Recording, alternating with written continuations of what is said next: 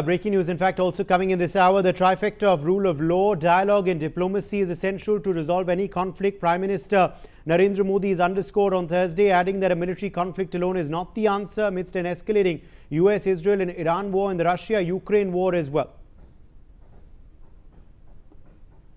नई गति और नए विचार मिलेंगे। फ्रेंड्स, भारत और फिनलैंड दोनों रूल ऑफ लॉ, डायलॉग और डिप्लोमेसी में विश्वास रखते हैं। हम एकमत है कि केवल मिलिट्री कॉन्फ्लिक्ट से किसी भी मुद्दे का समाधान नहीं निकल सकता। यूक्रेन हो या पश्चिमी एशिया, हम संघर्ष की शीघ्र समाप्ति और शांति के हर प्रयास का समर्थन करते रहेंगे। Surinder Singh Lali, foreign affairs expert, is in fact live with us on the broadcast. India has always stood for peace, and Prime Minister Modi making a big statement today, saying the trifecta of rule of law, dialogue and diplomacy is essential to resolve any conflict. Mr. Lali, how do you react to the Prime Minister's big statement and message to the world?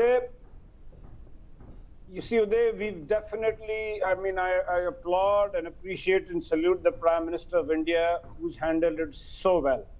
Quite often, the mercantilist Donald Trump has been putting us on the spot, and I think Indian diplomacy, our very nimble and deft foreign minister, has done a great job handling it. But Uday, I'm not too sure if Donald Trump is in a mood to listen to anybody. Forget not just the Indian Prime Minister, even the European allies or even the Congress. Uday, Mr. Sodi made two very beautiful points, and I want to take this further. Number one, he said if this is a war or not. Uday, in the United States, they are still not clear if this is a war or not, because there have been, people from the American cabinet, the kinds of Pete Hegseth, they're saying this is not a war. They're calling it a conflict. If this is not a war, what is a war? And the reason why they're not probably calling it a war is because when the war comes in, then the congressional inquiries, and, then it has to be legally sanctioned by the Senate.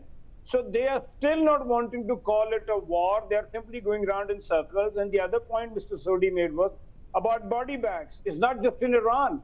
Even in the US, I believe the body bags have gone back, and Donald Trump is going to attend their funerals too. Now, these two elements of body bags going into two other countries, this even hardens the situation, because this is going to make it more tough for both of them to actually withdraw. As you know, the public pressure keeps mounting, and for Donald Trump, it is huge, because Donald Trump came into power saying that, Biden's failure and Biden took us to wars. And Uday, just for the record, in 15 months that Donald Trump has been, he has started 8 wars with the average of one war every 6 weeks, and trying to do a regime change from 25,000 feet in the air and 10,000 kilometers away is an extremely mammoth, if not an impossible task. Especially, this is not an Afghanistan and an Iraq. This is Iran. And Khomeini was not just a leader, he was a spiritual head. So I think what's going to happen, especially in Iran, is that people are going to rally to the flag. And in the United States, the news is going to start tightening more for Donald Trump, because when body bags come in, that's when I think even the MAGA supporters, half of them have turned away because of the tariffs, and the other half will also go against him. So these are very defining moments right now on it being called a war, and the body bags going back to the country.